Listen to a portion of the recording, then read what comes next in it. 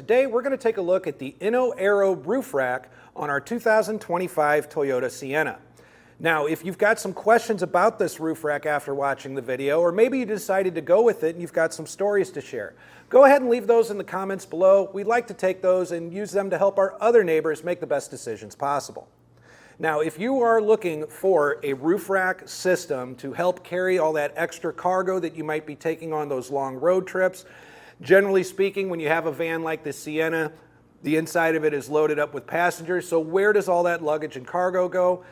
Roof racks and hitch cargo carriers are generally your most common and best options. Hitch cargo carriers, while they might be easier to reach in and out of, they generally don't have the same capacity that you can get out of a roof box. So having a roof rack is an excellent way to help carry all of that extra gear and equipment with you on your adventures. You can use this with clamp mounted accessories, or you can use it with T-track accessories. The T-track is accessible right through our end cap here. There's a rubber weather stripping that's going to fill this gap up. That's going to really help reduce road noise. And all you need to do is really push down on it and then slide your T-track accessories across and then replace your end cap whenever it's all finished. We do have a little bit of overhang on here as well. Now, I don't think this is enough overhang to put your clamp mounted accessories on the outside, but it is nice because you can get your T-track accessories a bit closer to the edge for some extra accessibility. It is an Aero-style bar, which means it's going to have this really aerodynamic shape. So that's going to really help reduce the road noise. It's also going to cut down on wind resistance, which might give you a little bit of added fuel efficiency. But the great thing about this too is that it comes with its own lock and key set. You don't have to purchase it as an extra like you do with most other roof racks. It's also an extremely easy install, so stick around. We're going to show that to you right now. To begin our installation, we're going to take one of our bars. We already put one tower on. It's quite simple. We're going to go ahead and flip it over. As we take our tower, we're going to have a couple of tabs on here. And these tabs are going to fit right into these slots right here. So this small one's going to go in here. This one will land right in here. So we're just going to go ahead and put that in. And then what we'll do is just slide this over. It'll lock in place. And now our tower's on. We put this one on the exact same way. Now it's going to be time to go ahead and get it up on our vehicle. But before we do that, I want to show you really quick how we got these lined up. So with our front bar on already, it's important to note that this roof rack system does not have fixed mounting points, which means we can really set our bars anywhere we want to along these rails. However, there's a couple of factors involved that make me want to place them more toward the front. Your access point usually is going to be in this middle row here. And the rails on this vehicle are set pretty far back. So if you can imagine, most rooftop accessories will be right here. Getting in here, you might have trouble reaching toward the back of the vehicle. So I really don't want to move these bars back any further than they already are. So as far as how I got this lined up for basically my placement of the first bar, I want to make sure everything is perfectly perpendicular. So what I did here is there's this kind of small line here in the rail, and I just lined up either side of my towers, passenger and driver, with that line. That way I know that I've got this as far to the front as I can get it, and it's perfectly perpendicular with my rails. So with that being said, I want to place my second crossbar in a way that's going to be very useful to this. Most crossbar spreads, you want to get between that 26 and 32 inch range between the bars. And the reason for that is because that's where most rooftop accessories are going to land. We've got these rubber loops at the bottom of our tower. We just kind of want to get that underneath there a little bit. We're going to do this on both sides, obviously, because this is how it's going to cradle and then lock onto our rails. But first, before I do that, I just want to make sure I've got my spread consistent.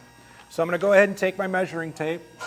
And I'm going to go from that track up at the top, and I'm really aiming for that 28-inch bar spread, just because I think that's a good common spread There shouldn't be really too many rooftop accessories that I can't use with that.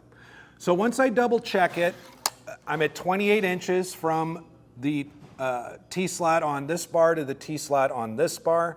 I'm going to double check that it's the same on the passenger side because, again, we really need these to be perfectly perpendicular with each other. And then once I check that, and we've got that down over there, the next thing I'm going to measure is my overhang. So I'm just going to try to ensure that each side has the same amount of overhang before I tighten anything down. We've got our bar completely set up. We have our towers in the right place on the rails so that they're the same distance between each one. We've got our overhang matching on either side.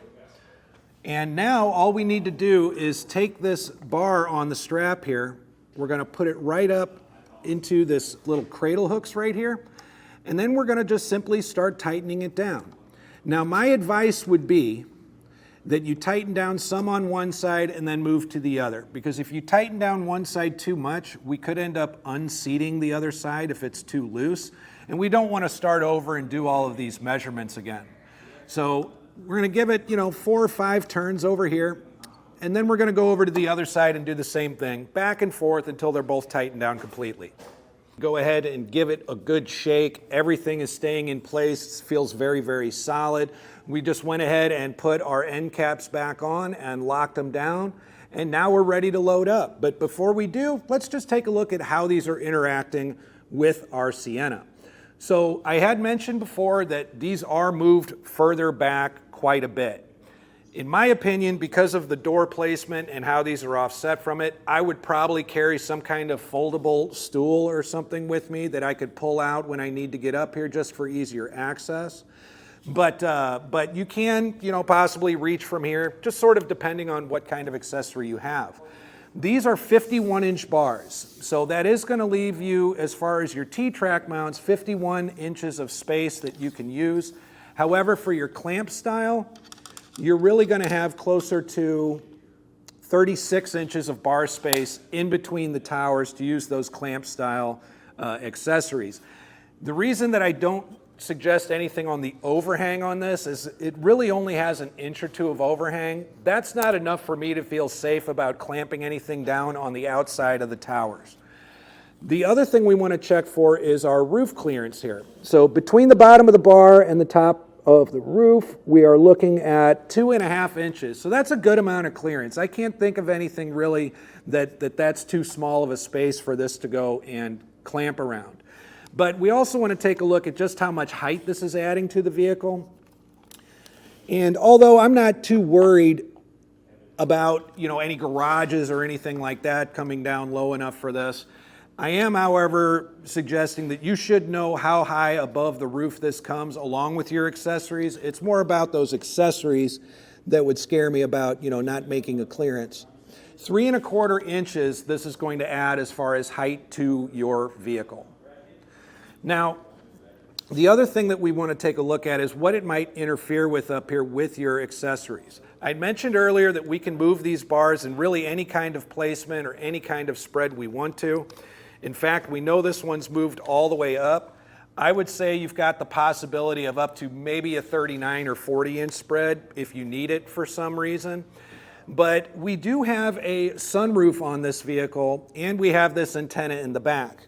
Now the antenna in the back actually doesn't come up high enough to reach the bottom of this. However, if you are kind of mounting anything closer to the driver or passenger side, you might get some interference from the clamps there.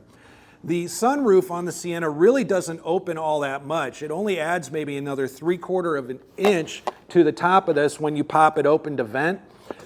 So if you have a roof box up here or something that's going to be reaching all the way across to that, it's still not coming up to the bottom with the clamp. However, you do want to be conscious of that just in case you've got something that might hang lower than this and interfere with it. But with that being said, I think this is an excellent setup for your Sienna. It's going to be really easy to undo and move these bars back and forth if you need to adjust them. They're going to give you a good weight capacity to carry all that extra gear with you on your adventure. And like I said, I think it's a great choice for anybody that just doesn't want to put too much effort into the install. Add to the fact that it does come with its own key and lock core right out of the box for more security. I think this is an excellent option for you and your Toyota Sienna. I'm Kurt with eTrailer. Thanks for stopping by.